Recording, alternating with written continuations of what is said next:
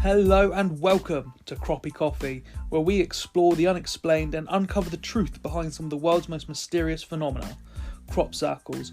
I'm your co-host Connor, and I've been dragged here against my will to explore the mysterious world of crop circles. Today, and as always, we're joined by my co-host Simon, and we have Rick, who will be helping us with keeping our coffee hot and our energy high throughout the discussion. Together, we'll be discussing our thoughts with a new guest each week, sharing our insights and theories. Whether you're a skeptic or a believer, get ready to have your mind expanded as we delve into the mysterious world of crop circles. Let's get started. Our special guest with us today, host of the Lunchtime Show on Oban FM, is Steve Tyler. Steve Tyler is a UFO enthusiast and author, and they're here with us today to share their insights and theories about these mysterious phenomena. Yeah, we'll be diving into the history, the evidence and the theories behind these crop circles and discussing what it all means. So, sit back, relax, and let's all enjoy and get ready to get our minds blown. This is going to be a fascinating conversation, and we're honoured to really have Steve with us today. Thank you, Steve. Cheers, no worries. Great to be here.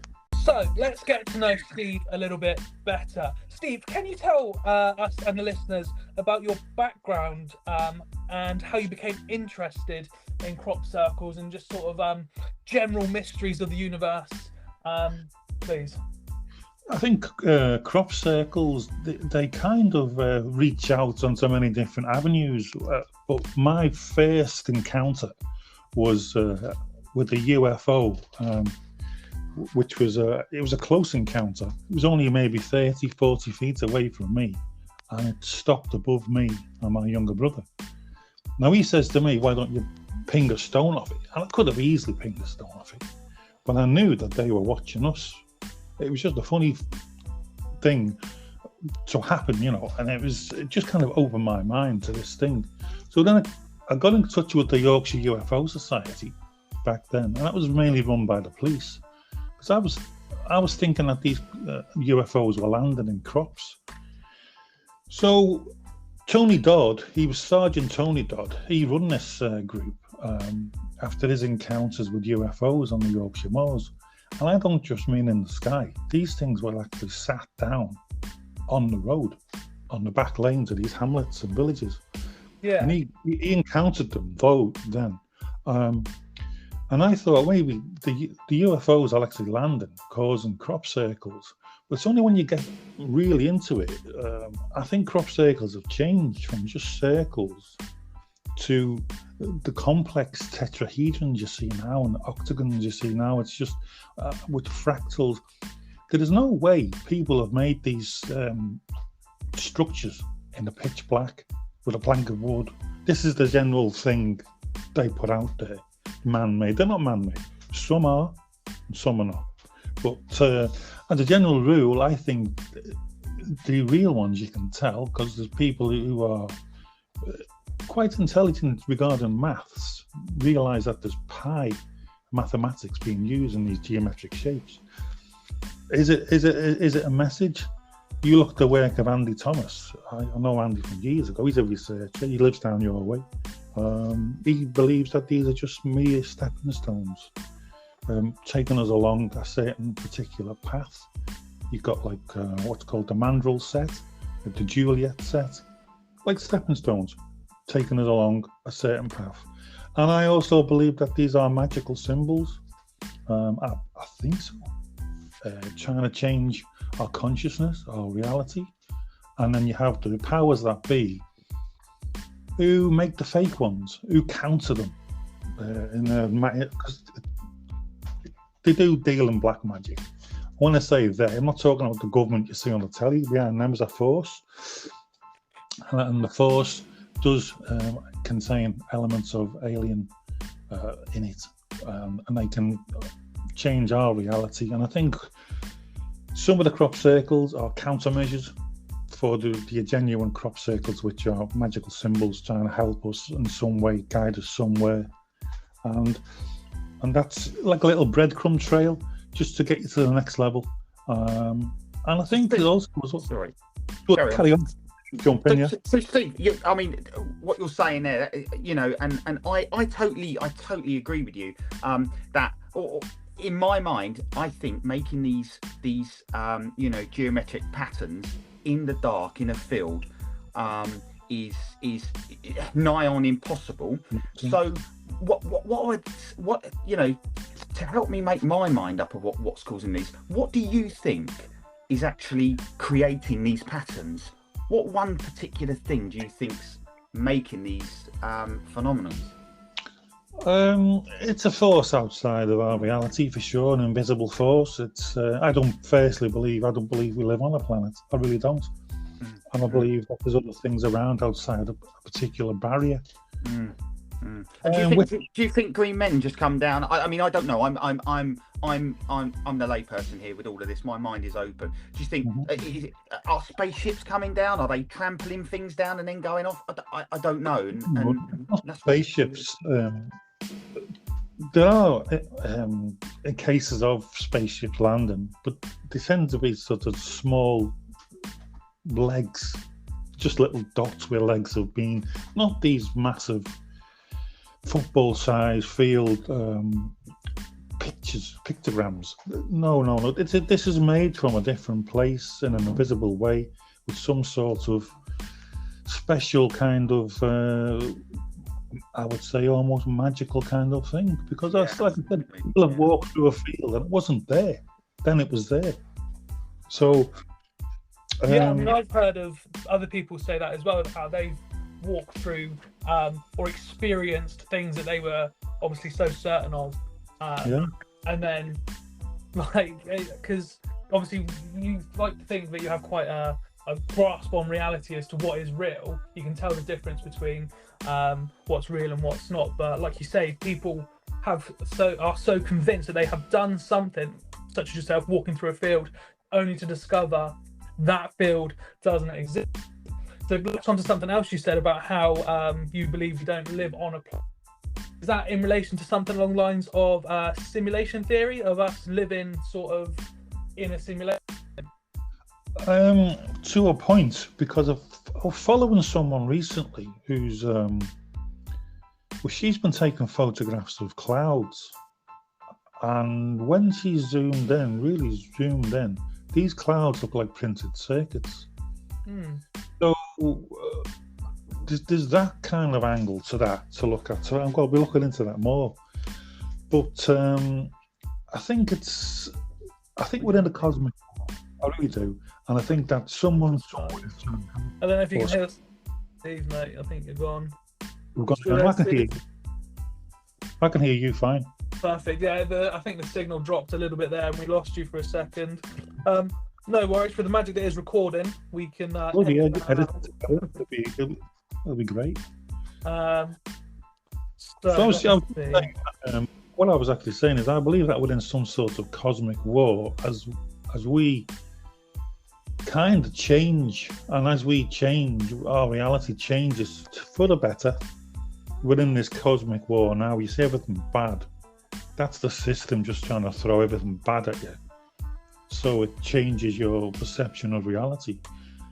But crop circles, I mean, down your way, between 2018 and 2022, there was 92 crop circles reported. So yeah, we certainly live in a hot spot. I mean, we're in Dorset, and obviously Wiltshire is world renowned for being sort of where crop circles are going to pop up, and it's literally next door to us. So yeah, you are correct. Like, we are in one of the definitely I would say the best place to be researching on this journey of crop circles. I mean, what do you think these patterns that are formulated in these crops, Connor? You know, I'm looking at them. I look at them and I think they're stunning. They're absolutely stunning. They're very pretty. But to me, apart from them being you know, amazing, they don't actually mean anything more than that to me. So, Steve, what do you think these crop circles mean? Do they have a meaning? Are they just there for us to go, wow, look at them? Do they have a meaning? Is it a way? I think they've got a meaning. I think that some of them are actually massively magnified. I think what you're looking at is a magnified image, because some of them, as you can see, they have like DNA, which has been separated. Now, DNA is microscopic, so I think some of them are magnified images of something very, very small you can't see. Hey, Connor here, in the editing studio, otherwise known as my bedroom. Just wanted to chuck in a quick little side note here that you may hear a slight change in audio quality here, as unfortunately this was our first ever recording of Croppie Coffee, and Steve was amazing. He was brilliant. However, the technology let us down here, and the app that we try to use just stopped recording a couple times. So we had to switch over to Zoom and record it from there. So you might, well, and I say you might, you definitely will hear a change in quality here. But yeah, just wanted to let you guys know in case you're wondering what's going on. Anyway, on with the recording.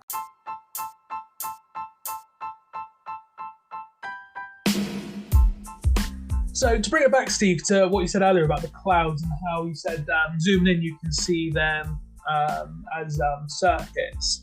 I can relate to that in the sense that I've seen obviously pictures taken through the telescopes in space of different universes and different nebulas and how they look uncanny to sort of pictures of synapses in the brain. So I think there's definitely some correlation between it all.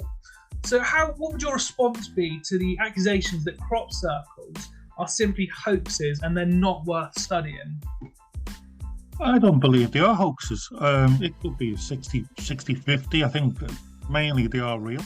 There is a counterculture out there run by the government, of black ops, for sure. There's always reports of the military being around these things, watching the fields in the old days on scaffold towers, just see what they were. But I think, as I said earlier, I believe on the whole they are some sort of magical symbols which are countered by the powers that be. And I think that they can change our reality and wake us up quietly. It's like taking very small stepping stones if we want to go along that path. We've got the mandrel step, the Juliet step. If aliens wanted to speak to us, they'd talk in math. They wouldn't speak English, you see. Yeah, of course. Math is the sort of universal language, isn't it? No matter where you are in the entire universe, math is going to be there. You know, 1 is always 1 and 2 is always 2, no matter where you are. So yeah, I think there's definitely something there. And of course, earlier you said about how the obviously previous crop circles, they've gone from such simple designs of being circles to these more intricate designs of fractals, and of course fractals relates to maths, so that brings us back to the universal language of maths for sure. It's pi, it's geometric, and I think we live in an electric universe also, and we don't realise it because we're just basically dumbed down as human beings. Some of us see, some of us don't, most of us don't. But it certainly seems it seems to be like a breadcrumb trail leading us to a next level somewhere if you want to look at these things. Yeah. And so Steve, when was the first recorded crop circles? When was the first happening of this, should I say? Well, the first book I've seen with a crop circle in it was about the 16th century. It was a basic circle called a devil's circle, and farmers used to they thought it was devils dancing about, so that was the image of little devils dancing about. They wouldn't have known what it was. No, and they were quite basic back then. So have they got more complex as time? I mean, I've seen a few. I've seen one in person. I went with your friend Richard, my friend Richard. We went, and that's the only one I've seen. But they seemed from an aerial view really complex. So, I don't know. Would it be fair to say that maybe if this wasn't created by humans, or it was created by humans, would you say the technology's evolved as we've evolved, and therefore this is why you get these more complex complex patterns. Would it be fair to say that? I don't know. What's your thoughts on that? I would say absolutely. I mean, back in those 16th century times, circles, that was their intelligence. But now we surely understand much more what's going on. We understand this reality is fake and is controlled by a certain power which hides behind a veil, run through the government. I mean, we'll go into this another time if you want to, but for sure they're putting the messages there in the only way they can communicate, through math. What the messages are, it's hard to say, but I think we're looking at blown up versions of things like DNA, which is actually microscopic. Well, I think sometimes you've got to understand that we're looking at microscopic images which have made really big so we can see them. You can see DNA in the fields, single strand, double strand, helixes, all kinds of things, but you can't see them with your normal eyes. They've made them bigger for us to see. What it means, who knows? Yeah, absolutely, and I think, like I say, this journey is about gathering evidence to really make, our minds up, my mind up, certainly, of what forms these phenomenons, and it's really, really interesting to sort of hear, quite a logical view as well, and I'm trying to, in my mind, Steve, I'm trying to think, what else would cause this, how are these things created at night? One minute they're not there, and then the next minute they are there. I'm quite sceptical that that people are in these fields with planks and pieces of string making this work of art. And again, I was talking this morning about has there ever been any reports of half a, or shall we say, an unfinished crop circle? They've either been disturbed or it just hasn't gone to plan. Has there been any reports of that? So if it was man-made... That's a great point. It's a great point you make there, because I've never seen an unfinished one. Oh, and what is it? How do we know it's unfinished or not, or finished? We don't know. I've never seen an unfinished one. And the speed it seems to be that these things are made is instant, almost. We've seen these videos of blowing orbs, swirling around, making them and off, but I don't know. It seems to be instant, not just made bit by bit. There's no reports, there's no evidence, there's no witnesses. So I've never seen an unfinished one, no. Yeah, and as humans, Steve, no matter who you are as a human, you will mess up at some point, won't you? So to have these amazing works of art, to not have had any reports of there being a mess up with it, kind of puts me towards that actually humans don't do these. Do you see what I mean? And this is what I'm trying to play with, really, in my head. With the best planning in the world, you're going to go wrong, aren't you? With your string and the way you've worked it out on the drawing. And I've never seen one that's been altered. We've gone the wrong way. Let's turn around and go back this way. It's just instant. It's perfect. It's crisp. It's clean. And they surely are the real ones, definitely.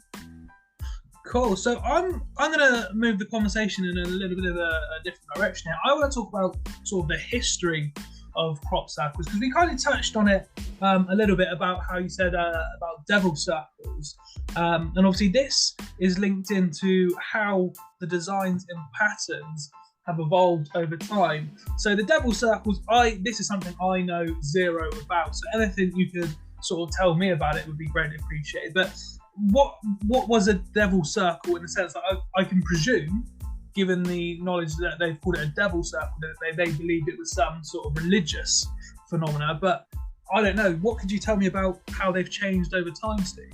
I think everything back then was blamed on the devil, wasn't it? If the crops failed, it was the devil. If it was a windy day, it was the devil. And the images I saw was just basic circles with little devils dancing around, and they were very frightened of it then, as time's gone on, I mean, you look at these places, they're in rural areas anyway. There would have been no cameras. They're at eye level. There's no aeroplanes to look down on them. Even now, that's a problem. When they are in the field, you can't see them unless you're up high. Yeah, it's a very great point. Yeah, it is. I mean, you can't see them. You can go around all you like driving about, but you can't see them. That's a good point. That's a really, really good point, actually, Connor, because really, we've got these recorded ones. What about the ones that everyone's walked past and not noticed them because they haven't been looking for them back then, So there's probably more and more of these than actually recorded. And back in the day, it might have been the case of experiencing it, walking through the circle could have seemed like a very basic thing. Because they don't have the bird's eye view to see all the intricate designs possibly that were there. Yeah, it's not just in the UK. You get them in Germany too. They have crop circles. Most countries do, but not like we do. I think this is a hub at the centre, and it's based probably around ley lines. The ley lines have been traced back to the pyramids, which I think are just some sort of cosmic communication device using scalar waves. It channels down to Stonehenge. Stonehenge is like a switch gear, switches off, it goes to Buckingham Palace, Salisbury Cathedral, and every ancient site you can think of. Maybe did the crop circles appear on the ley lines? Probably do. And I suppose, look, listen, how do we distinguish? How would I and our listeners distinguish from a man-made crop circle or a non-man-made crop circle? How would we distinguish this? It takes time to examine it. You've got to take the time to look at it. A real one, it's crisp, it's sharp, it's intricate, it's huge. A man-made one, I've just been looking earlier on, they're a bit wobbly. It probably was dark when they did it as well, and they were probably drunk. Yeah. But microscopically, it's been proven that the real ones do have these tiny iron balls on them, which between 40 and 60 microns. And I've said this before, they say, it's not, but they do have this like dust and coating of dust. What that is, I couldn't tell you. But after a while, you can spot the real ones and you can spot the fakes a mile off. Yeah. Yeah, because I've heard, obviously, a big difference between the reals and the fakes, of course, is things called nodes. So obviously with the man-made ones, if we go by the theory that it is people with a rope and a board, obviously, if you're crushing these crops under a plank, there's going to be pressure points along the edge of this plank. It's just going to snap the crop. You're going to have obviously a really obvious bend in the plant itself, whereas with these nodes, they sort of curve. It's not forced over, so to speak, through a board. Is that correct? That's just what I've heard, but I think that's along the right lines. It's really true. It's the nodes seem to explode, whereas if they've been microwaved, you have to just look at these under a microscope and just see, and that's where you'll see these iron balls all over the thing. They're the real ones, made by some kind of heat, some kind of invisible power. But the ones made by people, they're just, you can see them squashed down. It's gone this way, it's gone that way. Yeah, Steve, could some listeners, skeptic listeners about all, only think that this is man-made? Could they argue that this is human technology as we've evolved ourselves? So we've got, could we have a piece of equipment that would heat these nodes? Do you see what I mean? Some people say, like a heat gun. I don't know. Planks and a heat gun. Have no idea. Could they say that? I don't doubt that technology exists, because the world, as you see it, is nothing like the world as it really is. It's been hidden from you. Everything's been hidden from you. You're designed to go to work and pay your taxes and keep your mouth shut. That's what it's about. Too much money, actually, Steve, while you're on that subject, but don't get me started on that. Well, I'm telling you now, they are throwing everything they can at the human race, and there's a reason why they're doing it, because it's coming to the end of their time. But that's another story. Now, people like celebrities, Andrew Lloyd Webber, he has a lot of land, and he gets crop circles on his land, but he has massive amounts of security to keep people away. Another little thing as well is that geese won't fly over crop circles; they fly around them. Weird that. Really? Why is that? Why is that? That's interesting. I've not heard that. I can only imagine it's to do with sort of maybe energies that these crop circles give off that they can protect. Because obviously animals are very different to us. Yeah. Just look at the vision of animals. You know, some can see where we see a short spectrum of UV light. They can see a much wider one, so things look different to them. Who knows what they can see actually coming off of these crop circles, perhaps? Yeah, that's true. I mean, birds obviously have that magnetic thing in the head to guide them. Yeah. Animals have that sight where you can see spirits and things as well. They have lots of more senses than what we've got. But you're basing life, the world, your reality on the gifts you have to perceive this reality, which is the 5 senses. But they split up. One goes right, and they go and then they join back up, and then they carry on the way. They won't fly over it. Yeah. So I mean, this is why we do this podcast, because it's fascinating, isn't it? It's absolutely fascinating. So look, listen, I'm going to always be, I'd love to throw some stuff in. These crop circles, people say, they say they're man-made, etc. And however, has anyone actually ever been caught? That's the burning passion. Do you know, Connor? I like to think there's people out there that are trying to catch people, but I can't say. Obviously, I've been, of course, with Dad being involved in this. I've sort of been involved in it and seen that people are always trying to catch someone out. There's a lot of sort of groups in the crop circle world that would like to have that dirt on someone to say that they've done it, and obviously you get people that claim they've done it. But in the sense of someone being caught, no, I'm not aware there's been a. What about you, Steve? Are you aware of anyone being caught in the act, being arrested or whatever? Because this is a form of vandalism. So far, Steve, well, I know farmers are paid to plough them up. I know that for a fact.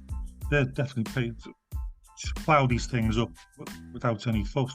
But like I said last time, Rich Planet TV with Richard B. Hall, and it's a very brilliant site. If you want to go over sometime and take a look at the stuff he's got. He's traced these 5 guys to a flat in outskirts of London who work for MI5, and they were being paid to make these. Anyway, you've been out having a drink and you got collared in a pub down your way, and he said, "Yeah, okay, fair dues. We make the circles, but we don't make the big ones. The tetrahedrons, the big pictograms. We don't make them. Just make circles. We're paid to do it." So again, there's another arm of the establishment, the disinformation group, the propaganda. They've got it's a cancel culture. So I suppose out of all of these, hundreds of crop circles that have been formed, no one's actually been arrested to my mind. Rich. No, think of the. I'll just dive in a minute. Think of the complications of that. It's somewhere quite remote with fields in the dark. Are you actually there at that time to see what's going on? It'll probably be like a local kind of person.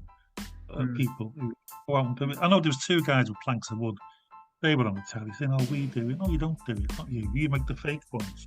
The real ones are real, made by something else. Yeah, and do crop circles, again, forgive me for my ignorance, do crop circles turn up in the same field, or is it a one-off phenomenon and then it's never created in that field again?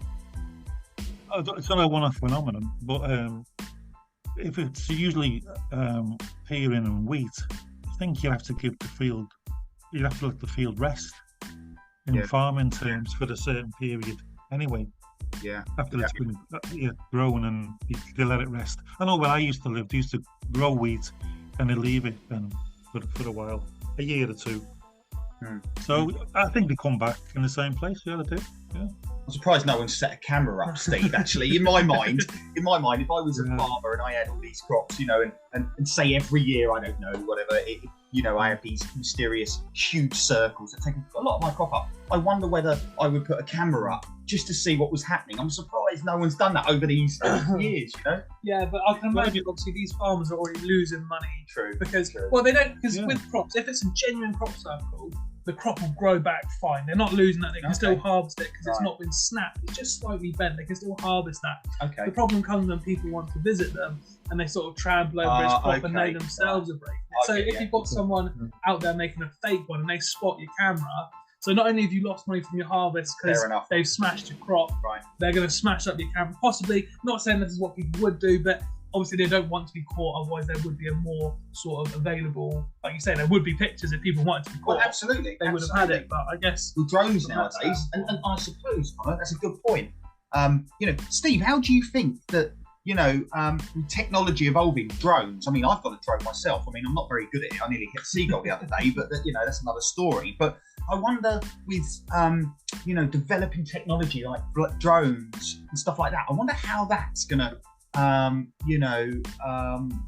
give more evidence on how these crop circles are done in the future. I don't know. Well, I'm sure it will. If you've got the time to maybe like grid reference a certain area and go to the area and wait above it for a certain time, maybe move on to the next area, float above it, see what happens. But then again, when you've gone to it again, the first one could have had one placed in it, a crop circle placed in it. It's all pure chance, isn't it? That you're there at that time. Yeah. But it's good evidence, though. It's brilliant evidence. It is. It's always. It's just mind blowing about the whole, the whole situation of it all. Yeah, definitely. Then again, obviously you've got night time to factor in as well. I mean, you can go on one scene, think at night time. Yeah, in the middle of a field where it's pitch black, and not to have any mistakes, guys. Come on, listen. Not to have any mistakes. Yeah. No one's got halfway through and gone, come on, mate. It's 6 hours into this. Let's abort.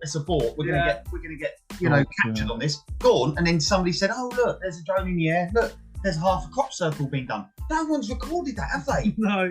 Yeah, and it's farmland, isn't it? It's not exactly in the middle of a city where there is going to be lots of witnesses, of course. But if this has been happening since the 16th century, you'd expect something. But that was only I think that's when books started coming out, wasn't print. People couldn't read anyway. Only the elite were allowed to read. That's again another information thing. Didn't he smash all the printing presses at one point because he wasn't allowed to make any printings because they don't want you to know. Same with the internet now. It's censored so much that they don't want you to know. But there's always ways around it. Yeah, of course. I mean, a way around it, of course, not to get too off topic, but obviously you could use your VPNs to sort of trace it. If you're seeking the truth, I can imagine VPNs are a good place to start on that path where things can be sort of juggled around and you can find what you want. I mean, I noticed a lot of the videos now on YouTube. These are government-sanctioned videos. They're not the real stuff. Years and years back, when the internet first started, there was people with just wobbly cameras walking through and telling you what they'd found. But you don't get that now. You get these crisp, clean, edited programs. Almost do give you an idea of what's going on there. Yeah.